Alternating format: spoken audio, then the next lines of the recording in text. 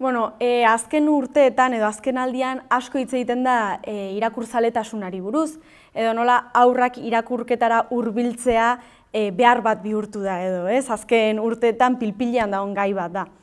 Azkenen ikusten dalako, azken belaunaldiek edo gaur egungo haurrek geroz eta gutxiago irakurtzen dutela edo kezka hori dago.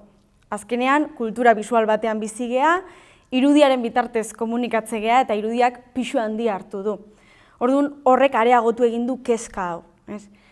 Karo, kezka hori dago eta galderak sortzen dira. Alde batetikan, zer egin dezakegu etxetik irakurketara hurbiltzeko, eskolan azkenean beharrari igual lotzen zaio gehiago, eta orduan etxetik zertan lagundu dezakegu irakurketara hurbiltzeko, edo zer egin dezakegu, eta bestetikan sortzen den kezka garrantzitsu bat edo izaten da, hori ez, batetikan pentsatzen dugu behartu egin behar ditugula irakurtzea, bestela behartzen ez baditugu ez dialako sekula hurbilduko liburuetara, baina bestetik ikusten dena da behartzen baditugu azkenen esfortzu batekin lotuko dutela irakurketa eta orduan gustuz edo nahi dutelako liburuetara hurbiltzea ezinezkoa izango dela.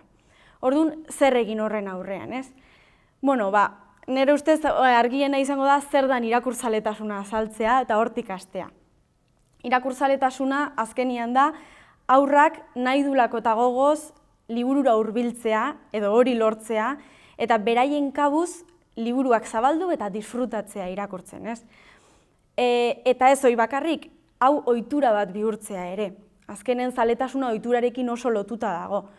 Orduan, nola lortu beraien kabuz ohitura modura liburuetara hurbiltzea.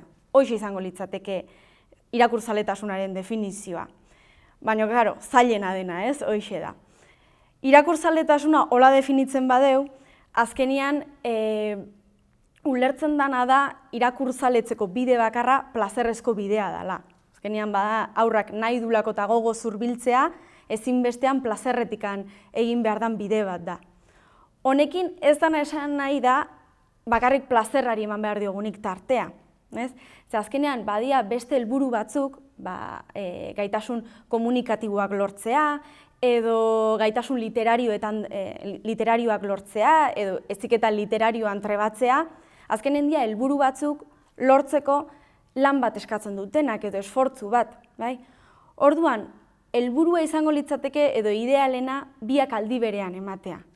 Alde batetikan, etxeko lanarekin lotu dezakegun bide bat dago, konpetentzia batzuk eskuratzeko, baino honek ez du esan nahi bapatean hori izan behar dunik bide bakarra eta plazerra albo batea utzi behar dunik. Bilak osagarriak izan behar dira.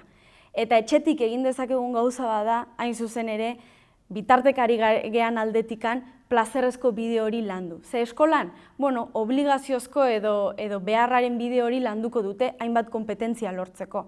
Baina etxetikan lagundu dezakeu bide hori errazten eta plazerretik egiten. Beste gabe.